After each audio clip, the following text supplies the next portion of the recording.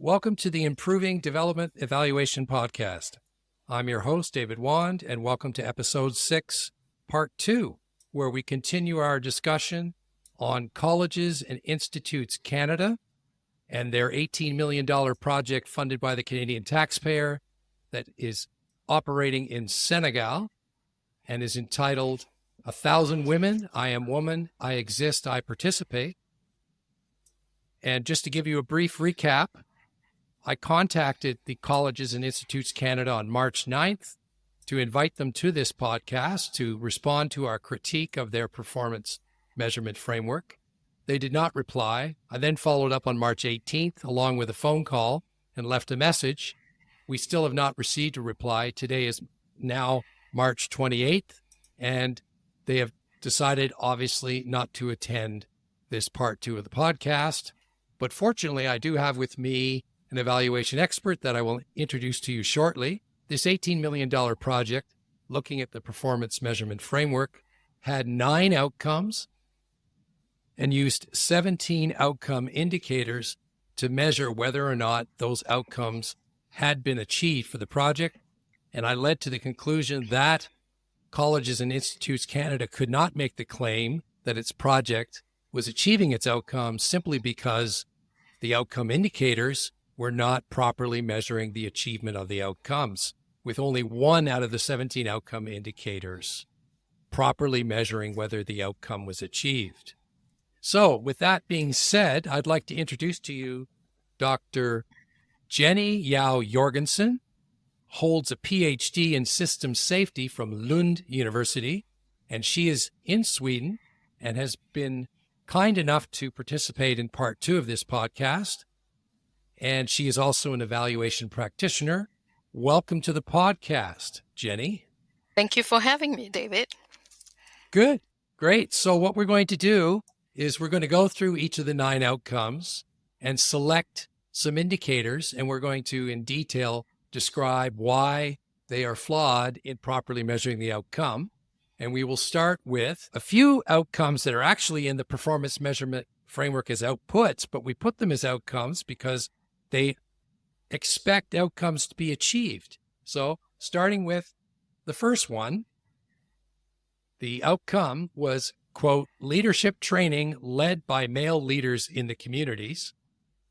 And you would expect something to be learned from that training.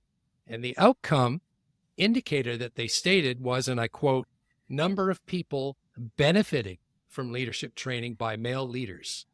And the problem with that indicator is that it's just assuming that people show up, they take attendance, number of people, but we don't know if they actually benefited from the leadership training.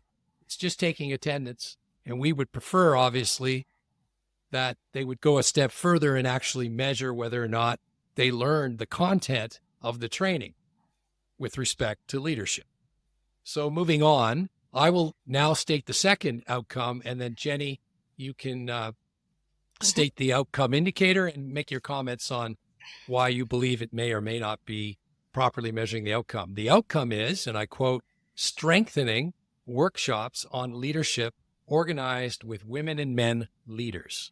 And what would be the outcome indicator that you're looking at? Right, then the indicator that we analyze is the number of men and women leaders strengthened in leadership.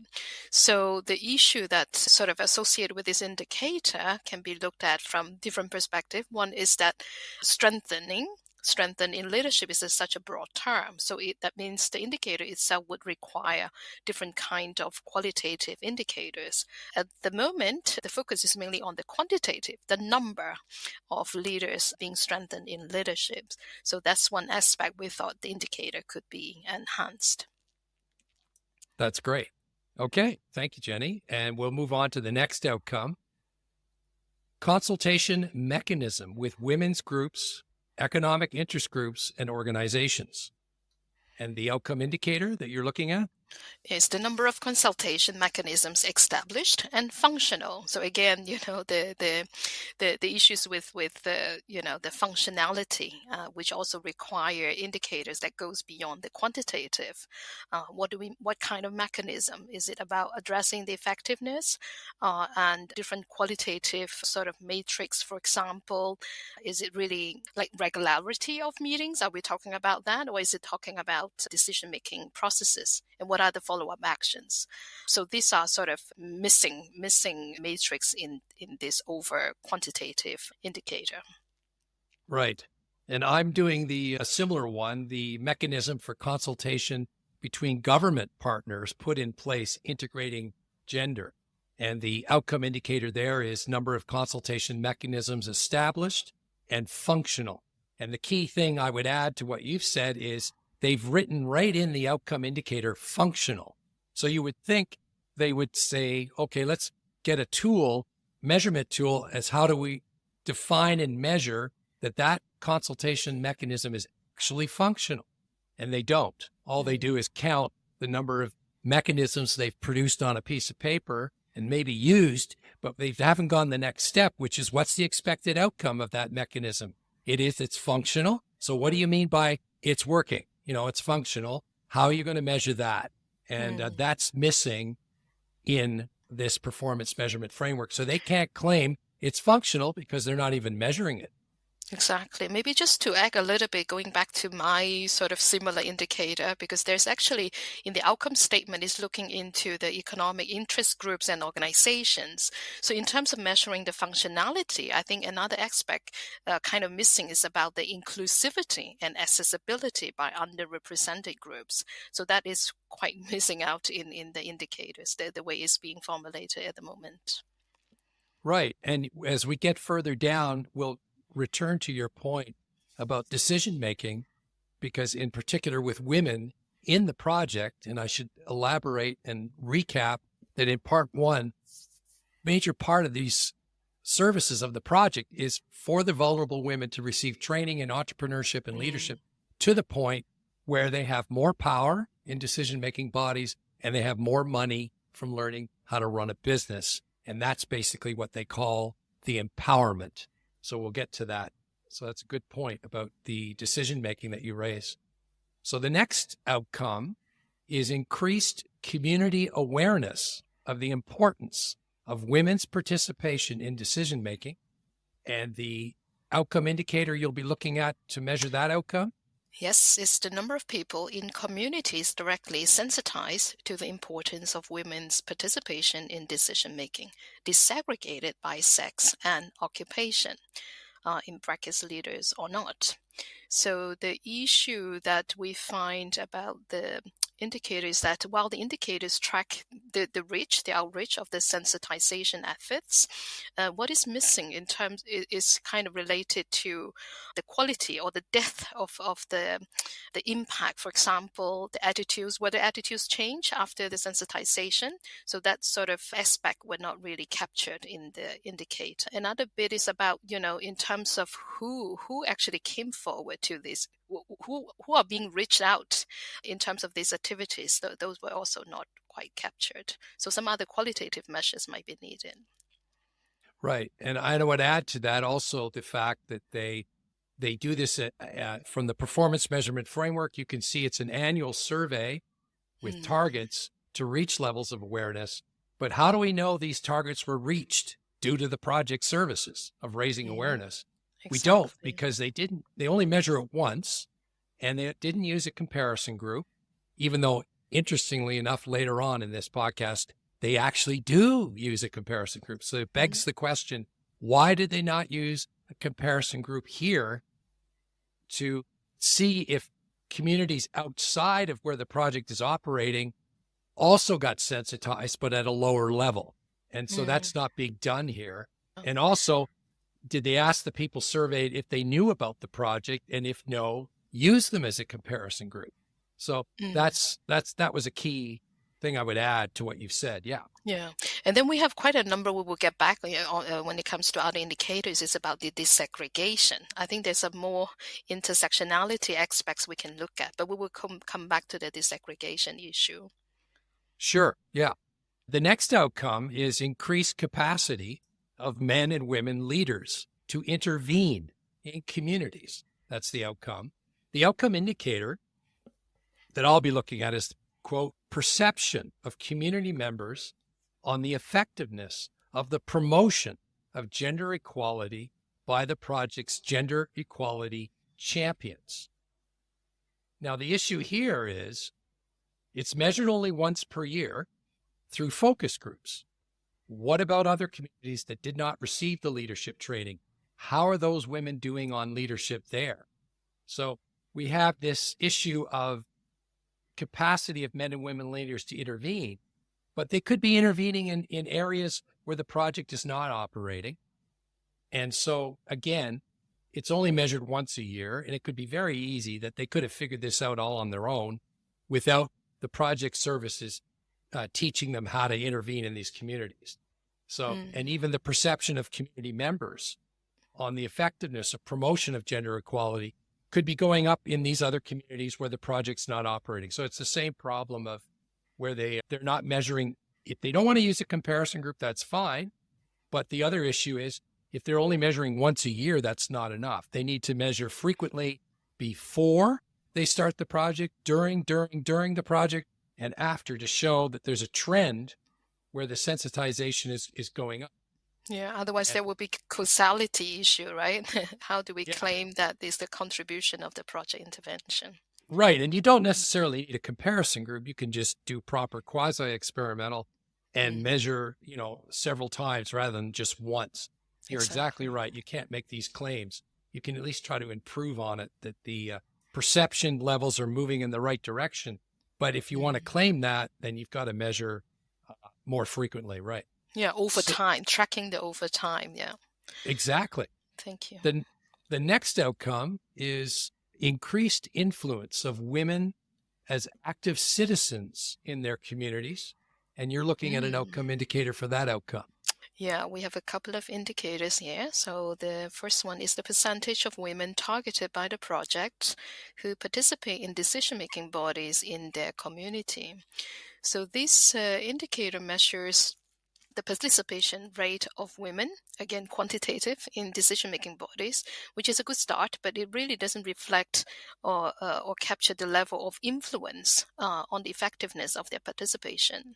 So again, this participation does not always equate to having an active role or voices.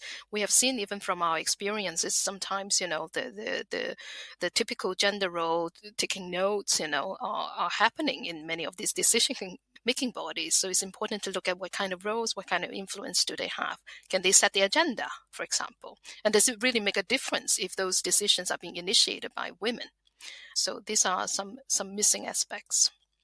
Yes. And I would add to that, again, it's only measured once a year, but that, it may not be a problem if it's only once a year, as long as they look at the decision-making bodies, like you said, and see what exactly do they have any power in making decisions.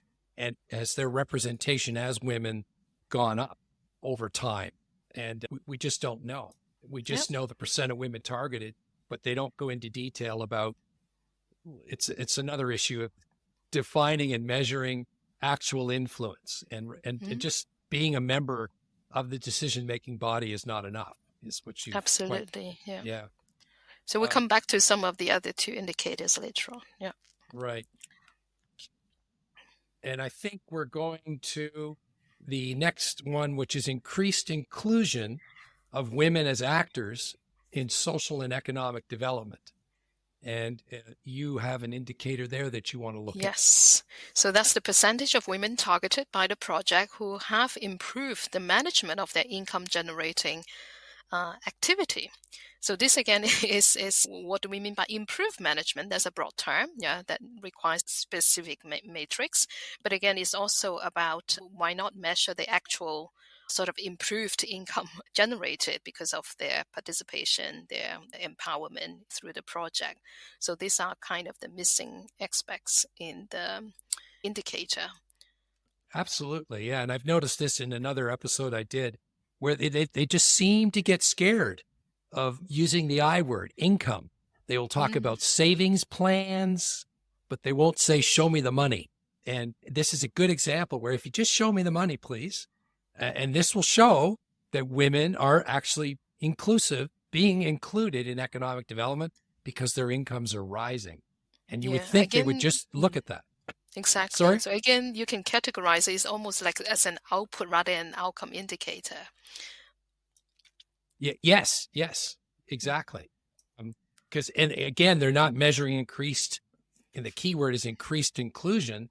It just says percent of women targeted who have improved the management. So maybe their management has improved, but that's evading the actual inclusion Income. of economics. Exactly. Right? Exactly. So, yeah. And then the last outcome of the 9 is strengthening the empowerment of women among the most vulnerable across Senegal. And this is where the irony comes, because this is the one indicator at the very top of the food chain, results chain, where they are actually using what's called the Female Empowerment Index, FEMI, and they probably named it after the well-known musician from Nigeria, which is kind of cool. Give them credit for that, even though it's Senegal. Good. And it's good. They've used a comparison group. So they've actually said in the performance measurement framework, we're going to use a group of women that are not participating in the project, and we're going to measure their empowerment levels on this index. But the problem is it's a bit late. So even if they can show, the first thing they need to do is, even before the project starts, hopefully they've done this, they've shown that there's no statistical difference between the two groups to begin with. That's how you start before the project. And then you can show over time that the group that they are engaging with in the project is actually, their index is going up in a much greater rate than the control group. And that could be happening. We don't know, because the other issue is we don't have the data. They only provide a blank PMF. And if you go to the project browser, Global Affairs Canada, they don't give the data for this indicator, which is ironically one of the few good ones. And there's no data available. So we don't know. Yeah. Sorry, go ahead. I quite like what they use in the indicator, like in brackets, adaptive version. That means they are quite sensitive to adapt to the local context. But in terms of improving the indicator, they could also measure a bit of what we call it the process indicator. It's like to what extent that the adaptation process to the local context is addressing the cultural diversity, sensitivity, for example, to make those indicators relevant. So I feel, that could be an area for the organization to rethink about these kind of composite indicators. Yes, and to add to that, there are 6 components of the FEMI index, the Female Empowerment Index, and 2 of them are relevant to this project. One is employment, achievements, and achievements on decision-making. And those 2, they obviously, I think, have adapted so that they're going to be asking the women specifically on how are you doing on employment and how are you doing on decision-making. But the irony is, as we've just covered, is that for employment, they're not measuring incomes in the project. So even if they say yes, we have no data to support their claim because it's biased, because they're self-reporting. To what extent the income has actually increased. Yeah. Right. So they could say yes, but we just don't know, because the indicators underneath the FEMI empowerment, like employment, they're not measuring income. And on decision-making, as we just discussed, which is the other dimension of the 6 they could use in the index, they're not looking at, did they increase their power on these decision-making bodies? We just don't know. So that's the irony in all of this, is they've got this wonderful indicator at the end where they can wave the flag and claim that their project women, compared to the comparison group, have become more empowered. But then when you ask them, what do you mean by more empowered? You go to the performance measurement framework and there's no support for whether or not their incomes went up or whether or not their decision-making power went up, because they're not asking them in the performance measurement framework for those indicators. So that's what's really interesting about it, is it's kind of like a smoke and mirrors, as they say. But that's why we're here, is to bring that out. And if they were to improve the indicators the way we have discussed them, then they could make the claim that the reason their empowerment has gone up, or assuming it is, we don't have the data, but if we get the data, it would show that, and it's because we can show their incomes went up compared to the comparison group, their decision-making power went up compared to the comparison group, et cetera. So we just don't know. But at least they're trying to move in the right direction. So what we can do now is go back to the outcomes and look at the other indicators where we could cover all 17, because I think we still have a bit of time. Yes. So we'll go back to the outcome strengthening workshops on leadership organized with women and men leaders. The other indicator, outcome indicator for that, was number of leadership workshops held. And it's clearly falls into that problem category of just attendance and everybody goes home, as I say in my trailer. They don't even measure whether or not they've strengthened their leadership skills or knowledge with respect to leadership after the training. So that's the problem there. The next indicator was sorry, you wanted to make a comment? Go ahead. Yeah, I would just like to add to in terms of they could also track in terms of the active engagement of both women and men participants, but maybe even organizers, because those are the women and men leaders, right, who will organize this training. So in terms of the engagement, what kind of roles they are also playing out in running these workshops, that could also be an interesting aspects in setting the indicator. Oh, yes, because one of the target groups is male champions. And that's a key, very important point is disaggregation and seeing if the men are actually championing and moving in the right direction in that area. Because right now, all we have is we're assuming that their leadership has been strengthened from the training. But again, there's really no measurement. The pre-post, right? The pre-post workshop assessment is missing out. Yeah. Even a pre-post is limited, but at least it's better than nothing. You could do in the same day, figure out if they've actually learned and their levels have gone up, even for that just workshop on training with respect to leadership. Yeah. So the next one is increase community awareness of the importance of women's participation. And what I was looking at there is the other indicator was, quote, direct beneficiaries in the project through focus groups also measured on importance of women's participation in decision-making. Well, of course, there's self-reporting bias there. They're holding a focus group. It's of the people that are participating in the project, the women. So they're obviously a bias for them to say, yes, I'm become increased aware of the importance of women's participation in decision-making. So this is a case where I believe focus groups are improperly being used. And this is a common problem where instead of using the focus group to complement a problem on an indicator, to say, why are you not achieving your target on this indicator, going in and having a focus group and asking them, which is why you use focus groups, to complement a quantitative indicator. They're instead using it to replace the quantitative indicator measure on community awareness, for example. So this is a problem that I often see. Yeah, totally agree. Yeah. The next one's for you. I'll read next the one. outcome. Yes.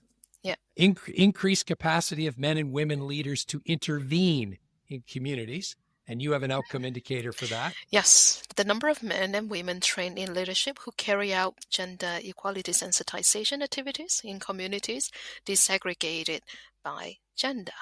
This indicator measures the quantity of activities and people trained, but really does not necessarily reflect the quality of public awareness activities and what came out of it. So what they could actually improve is to really maybe have a follow-up study to actually see does these kind of activities generate some sort of behavioral change or attitude change in the communities. But again, I think that desegregation by gender is good to have, but depending on the communities, you might need also other sort of different matrix to understand the social economic background of the community members who actually come forward to participate in these activities. Yes, it seems quite complicated, like when you look at it. Mm. how are we going to say that these men and women who showed up for these project trainings actually increase their capacity to, quote, intervene in communities effectively? I mean, the first part is, do they have the technical capacity to go into these communities? And that's the immediate outcome that they put here. But you've made a good point about, even if they get to that level, what's going to happen next is actually going to lead to the awareness and changes at the, downstream, as they say. So yeah, Mm. it's attendance simply is just not good enough. Yeah, Yeah. absolutely. And the next one you're going to be doing is for the outcome, increased influence of women as active citizens in their communities. Yep. And the indicator that I was looking at is the perception of members of community organizations, men and women, on women's participation in decision making within communities, disaggregated by sex. So this is reliance on the subjective perceptions, which we discussed earlier on, which can be influenced by personal biases, cultural norms. So, we might need other sort of qualitative approaches or other sources of data to substantiate or at least to unpack some of these perceptions, subjective perceptions. Yeah, Yeah, and then another absolutely. aspect, Yeah. just before going back to you, is that, again, the disaggregation just by sex. I think it also kind of overlooking on other socioeconomic dimensions, for example, age, ethnicity, disability, socioeconomic status. So I think the disaggregation is good, is a good start by gender, but a lot of indicators, kind of miss out on collecting data that disaggregate on these are the important dimensions. Right. And it's also only measured once a year. So it's very difficult for the project to make the claim that their trainings with these women have actually led to the achievement of the outcome, which, remember, is, quote, increased influence of women as active citizens in their communities. And the way they're going to try to show that is by asking, I think it makes sense. They want to go to the people on the other end, the communities that have received this engagement from these women, and say, hey, what do you think? Do you think these women actually, influenced you in the desired direction? Women's participation in decision making within communities. That's basically what they're looking at in terms of the increased influence. But it seems to be quite a challenge to actually show that. But only measuring once a year is not good enough. They have to do it more frequently, or pick a comparison group and ask another group of women outside of the project, other communities, what they think of women's participation in decision making, and show that there's a major difference, or measure more than just once a year. Exactly. The next one is also it's also mine, right? I'll read the outcome. Increased influence of women as active citizens in their communities. That's the same outcome, but I think the outcome indicator is slightly different. Yes. Yes, this is about the perception of women targeted by the project on their participation in decision making within communities and in the family. So, but again, it's kind of similar to what we talked about previously, is about the perception, again, that can be sort of affected by other sort of internalized gender roles, self-esteem, and societal expectations. So this may not align with the actual. So instead of measuring the actual, which we highly recommend, in terms of the influence of their participation, purely relying on perception may not be sufficient to really be an indicator for the outcomes, the increased influence of women as active citizens in their communities. And in this case, it's in the family. So, what we could sort of an improve indicator could, for example, is maybe, getting some information from the family members, like community members, for example. So this, again, self-reporting bias, I think, David, you already talked about on some other indicators that also comes into this indicator. Yeah, exactly. It would be preferred that they use the other approach that they used in the previous indicator, go to community members, not the women themselves in the project, or, like you said, quite rightly, other family members, because I think they're claiming here their decision-making power is going to go up even within the family for these women, not just in the community at large. And this is in other episodes. Sorry to bore you, Jenny. I'll bring it in Vietnam with Care Canada. We raised this same problem where how do you get at measuring increased women's power in the household? It's quite tricky, but you could go and ask other members in the household.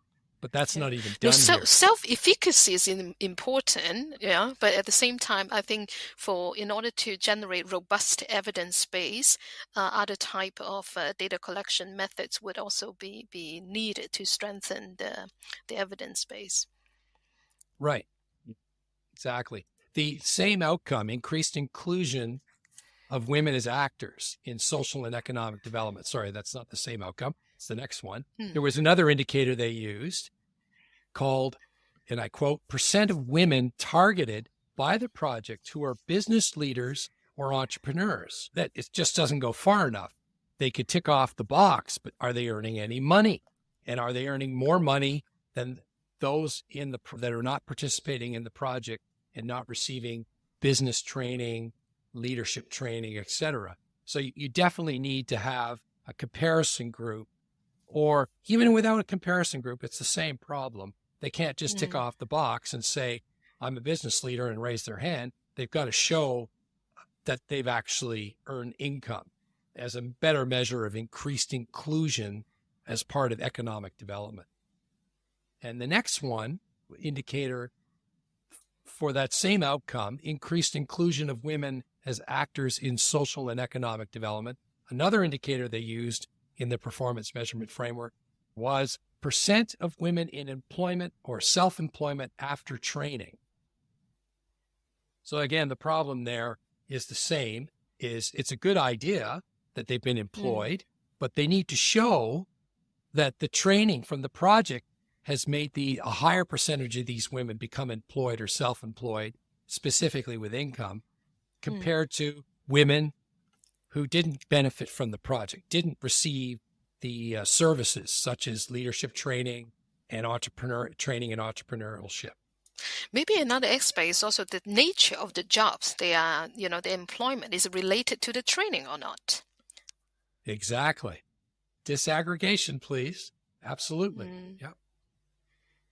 And I think we've got one more here, increased inclusion of women as actors in social and economic development. And again, one of the indicators is perception of women targeted by the project and men regarding their socioeconomic situation. So your point's a good one, Jenny, that they're disaggregating the men and the women, which is good, to see if both groups are moving in the right direction. The problem is it's the targeted by the project. So again, you're going to have some self-reporting bias where they're going to say, oh yeah, my measure, or however they define it, of being included in the economy has increased. But they need to use other measures that we've suggested before to get at this increased inclusion rather than asking the project participants themselves because of this self-reporting bias. Yeah, you also have an earlier point about the targeted group. Are they reaching out to the targeted group? Because it's all about the underrepresented or marginalized women and men. But again, is that are the target group have improved their socioeconomic status or situation? That is also of interest to measure the outcome. Oh, absolutely. That's one of the issues is I've found with many projects, the vulnerable women, as they identify them here, sometimes they're not even reached. Exactly. Often it's the women who run the NGOs who benefit the most from the project in terms of salary, et cetera, and the actual delivery to the vulnerable women is minimal. And in this case, the measurement is certainly minimal. So it's very difficult to reach. So I think we can conclude that, at least from my point of view, that this project in its current design from performance measurement is not adequate to support the project in Colleges and Institutes Canada claiming that they're achieving their outcomes. That is, that women are becoming more empowered economically and politically. But that's my opinion. What do you think, Jenny? No, I agree with you with your conclusion, but I also want to applaud the organization for setting actually very good outcome statements. But I think there's really a space as the objective of our podcast is actually try to improve practice when it comes to formulating the indicators. So if there's already a lot of investment in setting out very good outcomes, with suggestion then why not just also improve the indicators? So there is actually a very clear, more clarity and specific matrix that actually generate evidence base to support the argument whether the outcomes have been achieved or not. Well said. Of course, I have a bias myself setting up this podcast for that whole intent and purpose. So thank you, Jenny.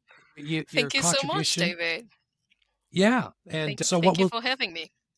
You're welcome. And so what we'll do now is the last sentence in this podcast, or a few summary remarks, is that we will send these part 1 and part 2 to Colleges and Institutes Canada, but more importantly, we'll send it to the Honorable Minister for International Development, as well as the shadow critics for international development in the Conservative Party, the New Democratic Party, the Bloc Québécois Party, as well as, I think, maybe even the leader of the Green Party. And we'll leave it at that and continue to recommend that, 1, they make the performance measurement frameworks available to the public on the Global Affairs Canada website. Number 2, they actually provide the data from the indicators. Here, we don't even have the data. It's just a blank performance measurement framework. And also, finally, as we've discussed, the Global Affairs Canada should follow their own guidelines. And that is, when they approve a performance measurement framework, they should be saying, why are your outcome indicators not properly measuring your outcomes? Please revise before we disperse $18 million. Finally, if you're going to be a charity, become a charity and don't make these claims of these outcomes that you're achieving. There's nothing wrong with that, nothing to be ashamed of. And that's the other option they can have, these organizations, is don't have any outcomes at all. Just deliver the services because everybody needs them and everybody goes home. There's nothing wrong with that as another option. What do you think, Jenny? No, that's a very good remarks to sum up. But, as a practitioner, I also suspect that there's actually maybe updated performance measurement framework that were not really shared. So maybe there are some ongoing substantive work to improve the monitoring evaluation, but maybe these kind of documents are not always shared externally. So I also encourage implementing agency, particularly with such a huge budget, to really make this kind of information also available. That's a good point.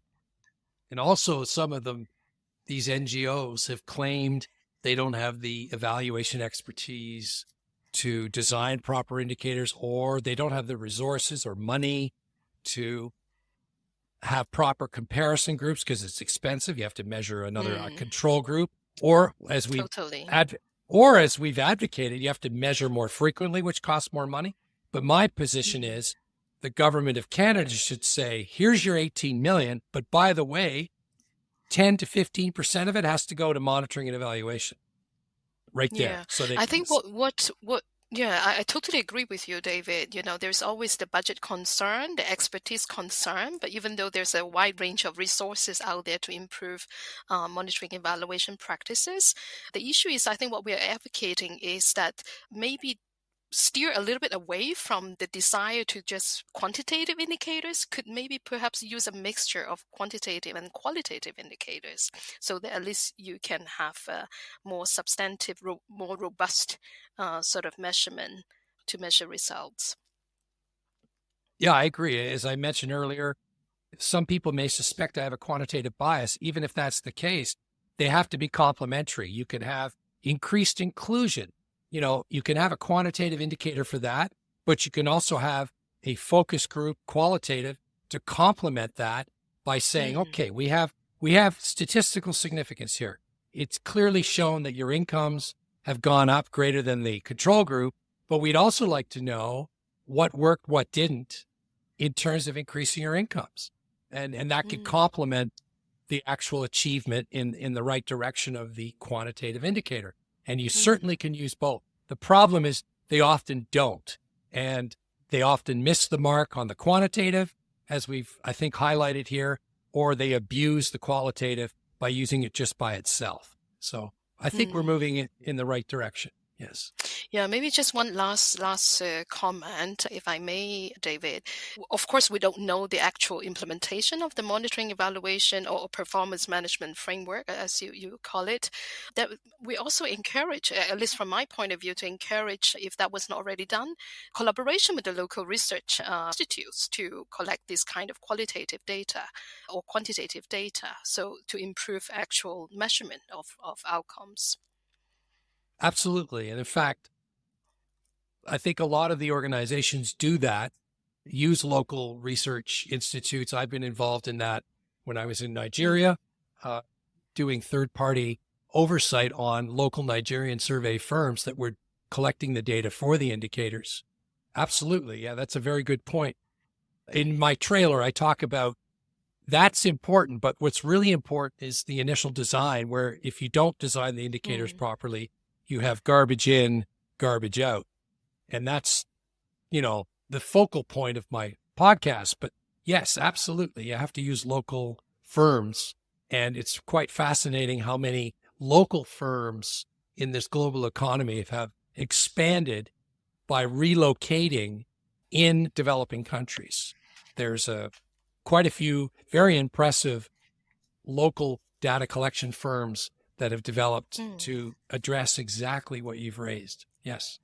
Yeah, maybe on that note, because I remember in your part one podcast, you talk about one of the target group of the project is the project staff itself. So maybe that's also an avenue, if that that is not already done, is to include performance management or measurement capacity as part of the key competencies to develop the local project team members, sort of the part of their competence development framework.